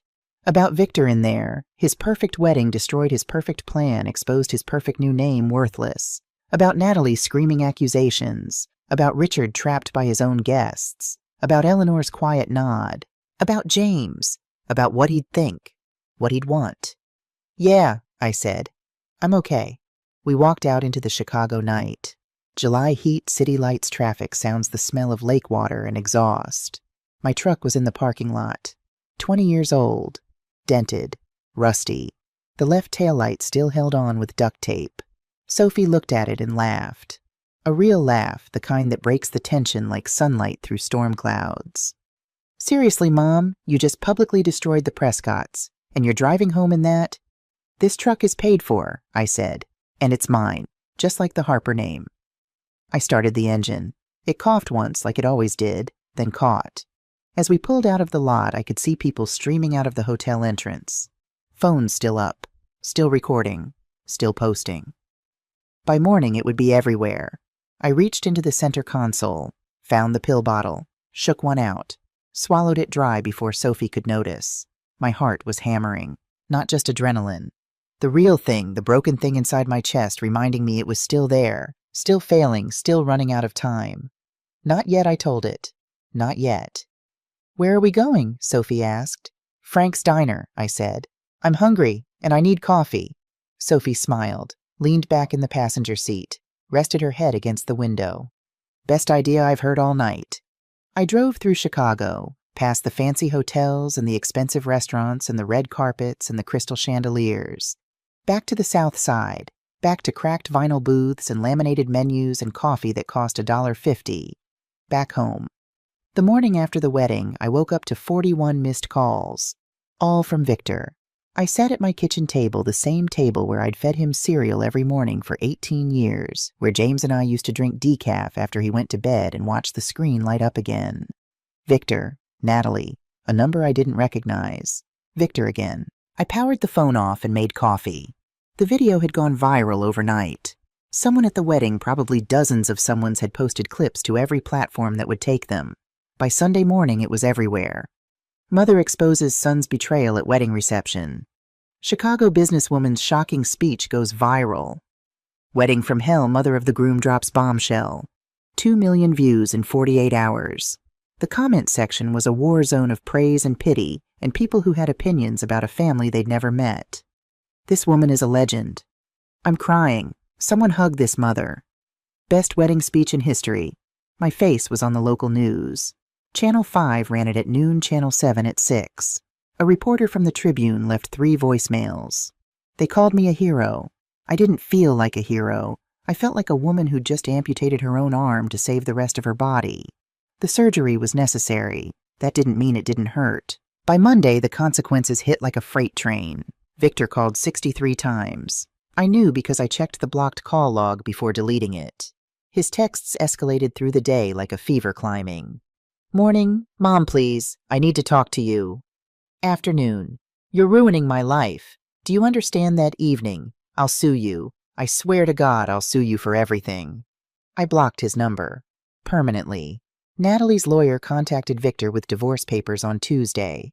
Grounds fraud and misrepresentation. She claimed Victor had promised her millions, that the marriage was based on lies. She kept the Gold Coast condo. The deed had been transferred to her name a week before the wedding. Smart girl. Terrible person, but smart. Richard fired Victor from Prescott Properties by email. Not even a phone call, just an HR notice. Effective immediately due to reputational damage to the firm. Victor tried other companies. Real estate firms. Property management groups. Commercial developers. Nobody would touch him. The video was too public. His name, Victor Prescott Harper, was now permanently linked to fraud, betrayal, and a mother's heartbreak broadcast to 2 million strangers. Friday afternoon, he showed up at Harper Waste. Ray Thompson stopped him at the gate. Ray was 61, built like a refrigerator, and had been guarding that gate for 14 years. Sorry, Victor. Ray's voice was firm but not unkind. Boss says no visitors. Ray, come on. Victor's voice cracked. 5 minutes. That's all I need. 5 minutes with my mom. Can't do it. Orders are orders. I watched from my office window, second floor behind the glass. Victor stood in the parking lot, keys dangling from one hand, the other hand pressed against the back of his neck like he was trying to hold his own head up. He looked smaller than I'd ever seen him. Not the small he was afraid of, the kind that comes from Italian suits and Swiss watches. The real kind. The kind that comes from realizing you've destroyed the only thing that mattered. I turned away from the window. Sophie handled the media. Every reporter got the same response: Harper Waste Management has no comment at this time. Every email got the same auto-reply. She didn't flinch, didn't waver. The employees talked, of course they did. But they stayed loyal. They knew what Victor had tried to do. Word travels fast in a company of 287 people. That week I met with Robert. "The will is airtight," he said. "Victor filed a contestation through his lawyer, but it won't hold.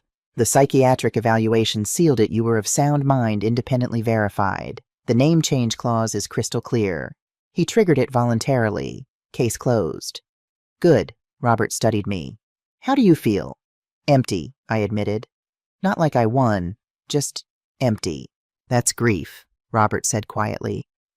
"You lost your son this week, Alice. Not literally, but you did." I didn't argue. He was right. That Sunday night I sat alone in my living room and watched the viral video for the first time.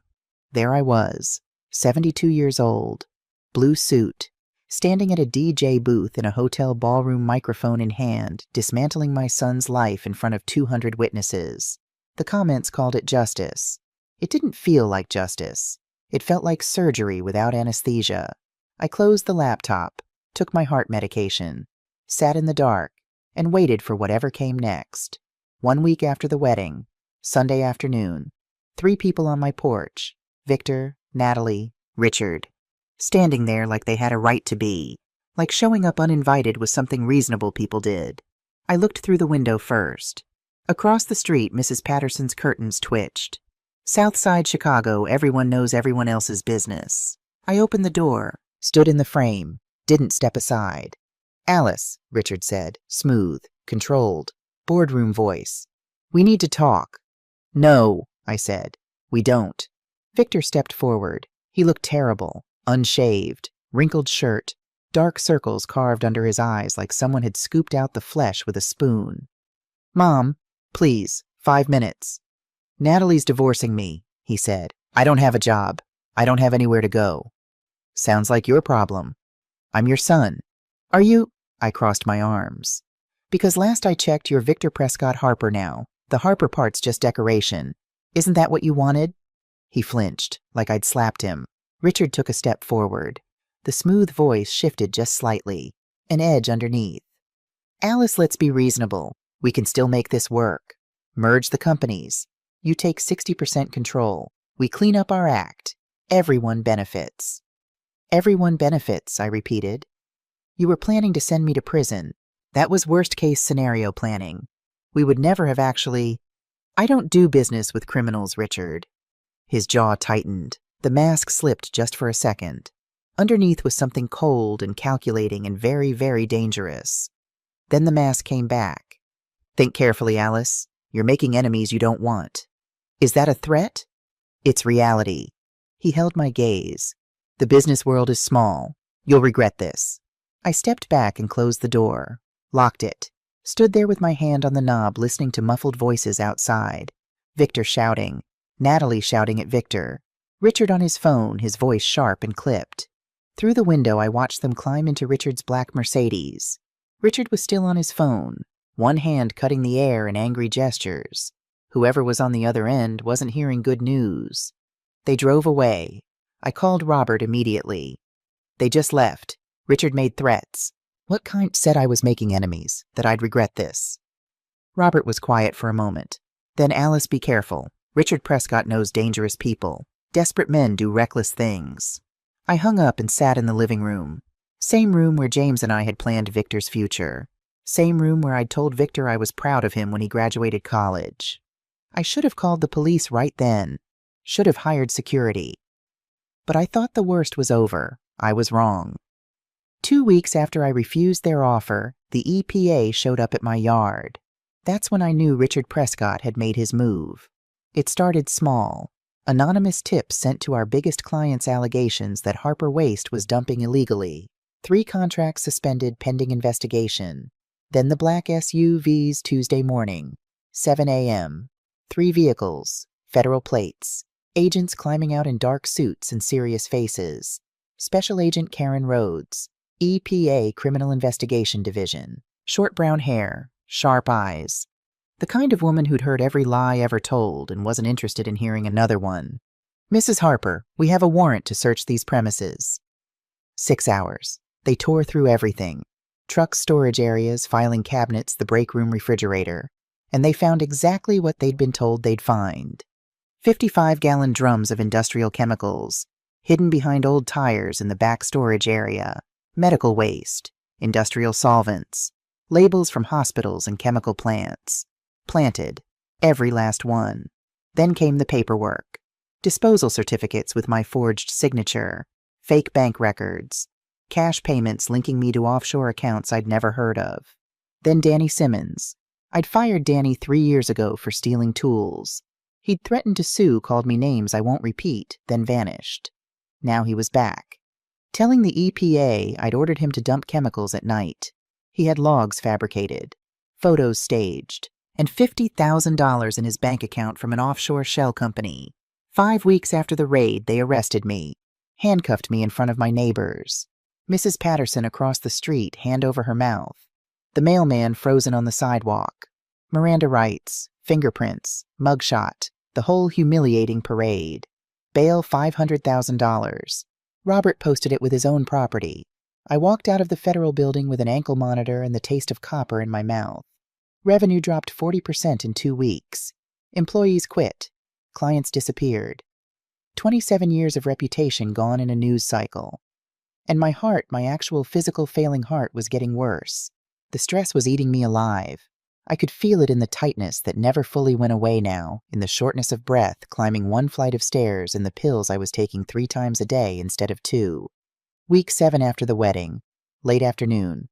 Rush hour. I was driving home from Robert's office. Expressway. Stop and go. Ankle monitor heavy on my leg. The car ahead braked suddenly. I pressed the pedal. Nothing. Pressed harder. All the way to the floor. No resistance. No response. The car ahead was getting closer. Fast. I yanked the wheel right. Swerved across a lane. Horns screaming. A semi missed me by inches. I felt the wind of it rock my truck. Pumped the brakes. Nothing. Emergency brake. Pulled it. Slowed slightly, but not enough. Not at 60 miles an hour. Ahead a curve. Concrete barrier on the right. Cars everywhere. 2 choices. Hit the cars or hit the wall. I chose the wall. Time slowed down. The steering wheel vibrating under my hands. The concrete rushing toward me. The screech of tires. The smell of burning rubber. I thought about James. His smile. The way he'd hold my hand during thunderstorms because he knew I was afraid of lightning even though I'd never admit it. I thought about Victor, the baby in the delivery room. His tiny fingers. I thought about Sophie, my daughter, my real daughter. Then impact. Metal crumpling. Glass exploding. My body thrown forward. Head snapping sideways. The truck flipped once, twice, sky ground. Then nothing. I woke up in a hospital bed. Fluorescent lights, beeping machines, the chemical smell of disinfectant. Sophie was beside me, face pale, eyes swollen from crying. Diane stood by the window, arms crossed, jaw tight. Robert paced near the door. "Mom!" Sophie's voice cracked like thin ice. "You're awake." 3 broken ribs, concussion, lacerations on my left arm and forehead. The truck 20 years of faithful service was scrap metal. But that wasn't the worst part.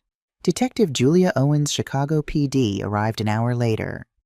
"Mrs. Harper, your brake line was cut. Clean cut right above the master cylinder. Deliberate." The room went silent. "Someone wanted you dead," she said. Then the doctor came back.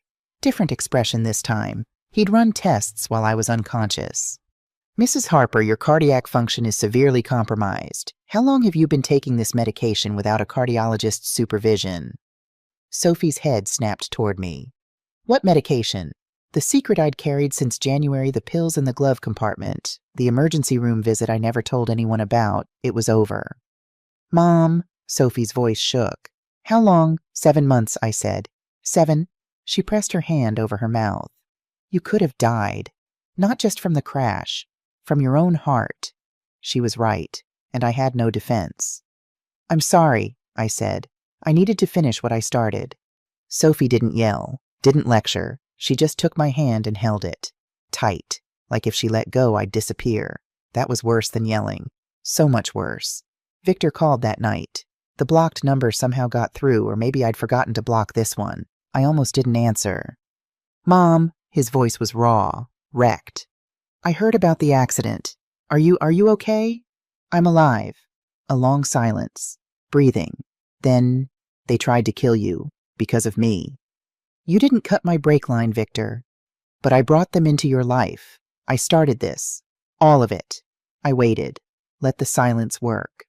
I need to see you, he said. Please, I have something. Something that changes everything. He came to the hospital 3 hours later. Sophie tried to stop him at the door. You almost got her killed, Sophie said. Cold, flat, no room for negotiation. I know. His voice broke. That's why I'm here. I nodded. Sophie stepped aside. Victor walked in and I barely recognized him. He'd lost weight. His shirt hung loose. His hands wouldn't stop moving, gripping the chair, rubbing his jaw, pulling at his collar. He sat down and told me everything. Slowly. Painfully. Not a rehearsed confession, a bleeding wound. How Natalie had targeted him 2 years ago. How Richard had promised him power status, a seat at the table. How the FBI investigation changed everything. Suddenly they needed a scapegoat, and Alice Harper was perfect. After the wedding, Victor said, his voice barely above a whisper. When everything fell apart, Richard and Natalie turned on me. Said if I didn't help them finish it, they'd kill me. Kill you. Burn Harper Waste to the ground.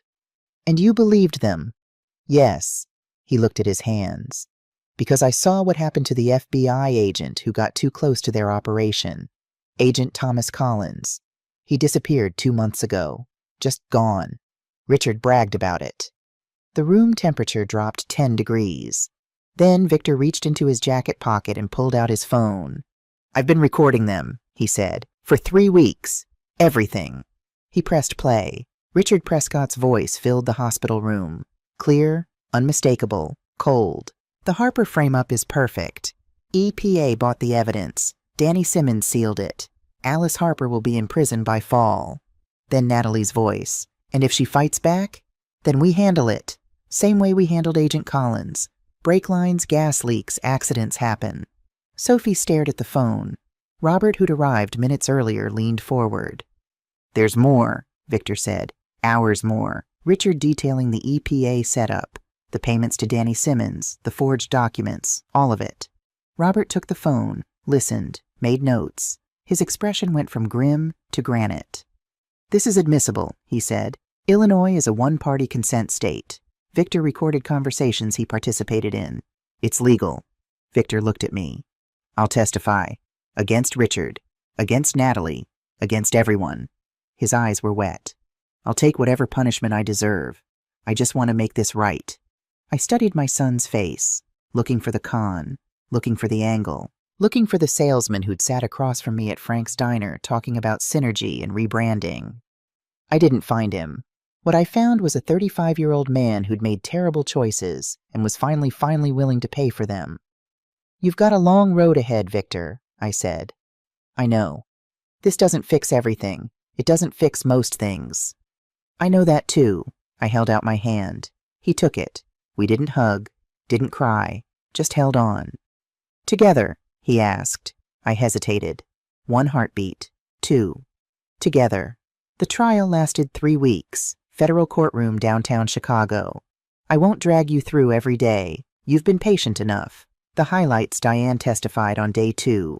5 years of financial records, offshore accounts, shell companies' payments to Danny Simmons. Every transaction traced to the Prescotts. Under cross-examination, the defense tried to shake her. Diane Walsh didn't shake. 19 years of balancing the books for Alice Harper had made her unshakable. The FBI confirmed the anonymous tip that led them to Harper Waste came from a burner phone purchased by Richard Prescott. Danny Simmons recanted on the stand, broke down crying, admitted Richard paid him $50,000 and threatened to make him disappear like Agent Collins if he didn't testify against me. Victor took the stand on day 8. No designer suit, no expensive watch, just a man telling the truth for the first time in years. The recordings played through the courtroom speakers. Richard's voice, Natalie's voice, every word a nail in their coffin. Then the moment nobody expected, Eleanor Prescott took the stand, Natalie's own mother, called by the prosecution. Richard went white. Eleanor spoke quietly, steadily, like a woman who'd been holding her breath for 35 years and was finally exhaling. "My husband controlled our family completely," she said. "Natalie wasn't the mastermind. She was his instrument, the same way I was for 3 decades. She described Natalie's protective order at 22, how Richard forced her to withdraw it, how from that day forward Natalie did whatever Richard told her. Not because she wanted to, because she was terrified. It didn't excuse what Natalie had done, but it explained it, and it mattered." Richard screamed in the courtroom. Marshals restrained him. The jury watched it all. 2 days of deliberation. 12 counts. Guilty. Every single one. Richard Prescott, 22 years. 10 million in fines. Natalie Prescott, 8 years. The judge noted her coercive circumstances, but emphasized she'd had choices and failed to make the right ones. Victor Harper, 18 months probation. 500 hours of community service. All charges against me dropped. Completely. The EPA issued a formal apology. The FBI cleared Harper waste of all allegations. Outside the courthouse, Robert read a statement to the press. Sophie stood beside me. Victor stood behind us, head down. Justice was served. But the word felt hollow, like a bell that rings true but rings in an empty room. 11 months later, Saturday morning, July. Frank's Diner. Same booth, same coffee, same view of the South Side street where I'd lived my entire life. Frank brought my cup without asking. The usual Alice. The usual Frank. A lot had changed. The important things hadn't. Sophie was CEO now, official since January. Revenue hit $41 million last quarter. 298 employees. 3 new commercial contracts. Route optimization that saved 15% on fuel costs. "You built something that lasts," she told me. "I'm just making sure it keeps growing." The James Harper Foundation was thriving, 45% of company shares funding it. In 11 months, we'd helped 73 families' medical bills, funeral costs, college tuition. The things that drown people when life pulls the rug out. Every family we helped, I thought about James. I had the heart surgery 3 months after the trial. Sophie stayed at the hospital for 4 days straight. Slept in the chair beside my bed. Brought me terrible coffee from the hospital cafeteria and pretended it was good. Victor came every day during my recovery. Didn't say much, just showed up, sat in the corner. Brought coffee from Frank's Diner, the real stuff, not hospital poison. He'd been working as a garbage collector for 8 months by then. 5 a.m. starts. Rain, snow, 100-degree heat. He showed up every day. Last month, Sophie promoted him to route supervisor. $52,000 a year. A team of 6. "It's hard," Victor told me over dinner 2 weeks ago. "It's real, and it matters." Something shifted inside me when he said that. A small thing, like a door opening a crack after being locked for a long time. He was dating someone new. Sarah Campbell, 34, elementary school teacher, grew up working class. Didn't care about designer clothes or Italian restaurants. She cared about Victor showing up on time and treating her with respect. Simple things, the things that actually matter. Victor and I had dinner once a month now, 8 times so far. The first few were brutal, long silences, careful words, the conversation of 2 people learning to be around each other again. It got easier, slowly, like physical therapy after surgery, painful, exhausting, and absolutely necessary. We weren't mother and son the way we used to be. Maybe we never would be again, but we were something. The diner door opened. Victor walked in, saw me, smiled. A real smile. Not the salesman smile, not the one he used at networking events. The real one, crooked, a little shy, the one he'd had as a kid. He looked like his father. He sat down across from me. Frank brought him coffee without asking. "Morning, Mom." "Morning." Sophie landed another contract, medical facility on the west side. She told me. She's incredible. Yeah, she is. We sat in comfortable silence. The diner buzzed around us. families eating pancakes, old men arguing about the Cubs, the clatter of dishes from the kitchen. "I got my route times down 12% this month," Victor said, pride in his voice. Real pride, not the performed kind. "That's good work." "It feels good." He looked at his coffee. "I never thought I'd say this, but I actually like what I do. It's honest." "That's what matters." He looked up, met my eyes. "Mom, I need to say something." I waited. "Thank you," he said quietly, "for not giving up on me, even when I deserved it." My throat tightened. I took a sip of coffee to buy a second. "You're my son," Sandy said. "I will always fight for you, even when I'm fighting against what you're doing." Victor nodded. His eyes were wet. He blinked it back, took a breath. Frank brought our food. Eggs, bacon, toast. We ate in silence, the good kind, the kind that doesn't need filling. After breakfast, we walked outside together. South Side Chicago on a Saturday morning. Sun hitting the pavement. Someone washing a car across the street. Kids on bicycles. The smell of charcoal, someone grilling early. "Next month?" Victor asked. "Next month." He held out his hand. I shook it. Firm. Honest. Then, and I don't know which of us moved first, the handshake turned into a hug. Brief, awkward. The kind of hug two people give when they're out of practice but trying. It was enough. He walked to his truck, a used pickup 5 years old, bought with money he'd earned himself, and drove away. I stood on the sidewalk watching him go. I thought about James, about the promise I'd made in that delivery room 35 years ago. I'd kept it not the way I'd planned, but I'd kept it. I thought about Sophie running the company I'd built, carrying the name I'd protected. I thought about Eleanor Prescott's quiet nod in that ballroom, about the courage it took to sit still while the world exploded around you and then stand up in a courtroom and tell the truth. I thought about my mother Ruth, her rough hands, her hard voice. "Get up, Alice. That boy needs his mother." I got up. Every time I got up. Some bridges take years to build and seconds to burn. Rebuilding them, that takes something else entirely. Patience. Forgiveness. The willingness to show up even when you don't know if the other person will meet you halfway. Victor and I weren't there yet, but we were walking toward each other. Slowly, carefully, one breakfast at a time. Maybe that's enough. Maybe that's all any of us can ask for. Second chances aren't free. They're earned. Slowly, painfully, one honest day at a time. And if you've made it this far in my story, I want to ask you something. Have you ever had to choose between keeping the peace and protecting yourself? Between loving someone and holding them accountable? What did you choose? Drop a comment below. I genuinely want to know. And if this story helped you see something more clearly, share it with someone who needs to hear it. Stand your ground. Protect your dignity. And never let anyone, not even the people you love most, convince you that self-respect is selfish. My name is Alice Harper, and I'm not ashamed of it.